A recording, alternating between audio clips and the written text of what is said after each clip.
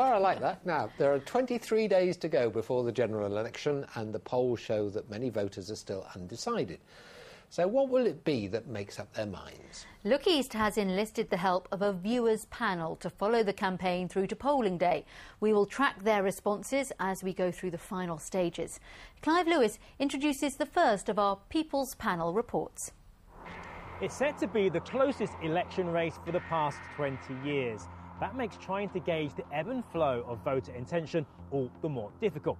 Enter our People's Panel, our unscientific barometer of people's concerns and reactions throughout the election campaign. Paul Spinks runs a small engineering business in Hethel in Norfolk. Like many voters, he's disillusioned with all politicians. The expensive scandal for the MPs and all of that.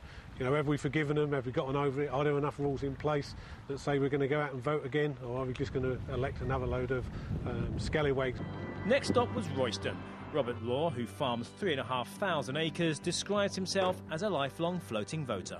Everyone expects cuts to happen. I want to see what's proposed, how much. We've got to do something to lift ourselves out and to cut the debt down. We can't live on tick forever. For Kate Griffiths in Hitchin and Nicola Featherstone in Suffolk, the devil is in the detail and, of course, the economy.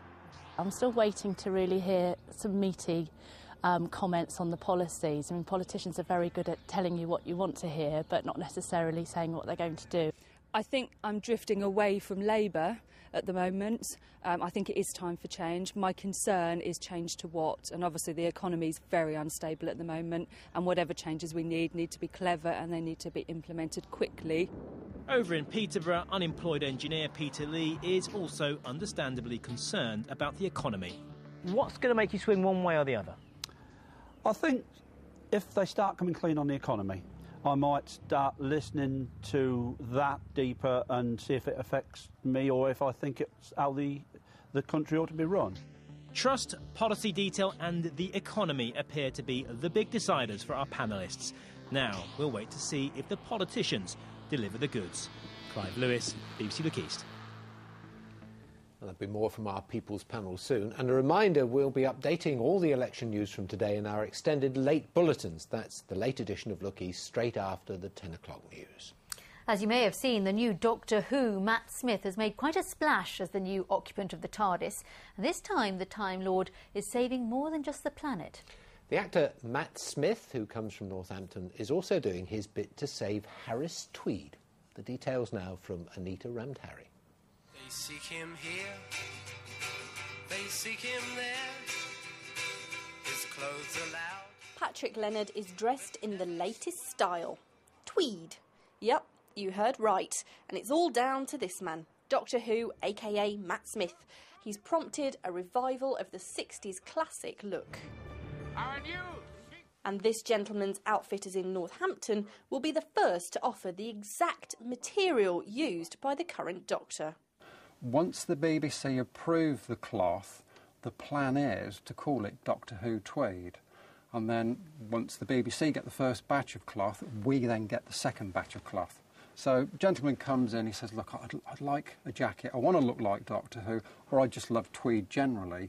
We are going to create for that gentleman a perfectly tailored, fitting, made-to-measure garment. Now, you may be wondering why the obsession with Doctor Who, and where on earth did they get that big Dalek from?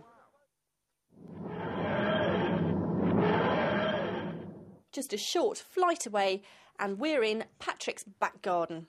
And it's in this workshop where the Daleks are apparently made. But out of what? I do love this show, I can't say that I don't.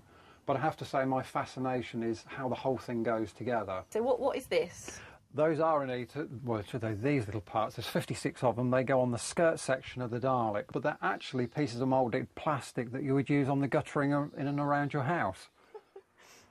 And the end product is so impressive, it even looks like it could come to life. Exterminate! Anita Ramdhari, BBC Look East, Northampton. Right. The weather, Jim. Let's hope the weather behaves. We don't want any extermination going on with that. It's been very cold today. It started off brightly enough, but then the cold front over northern Britain up there has moved south.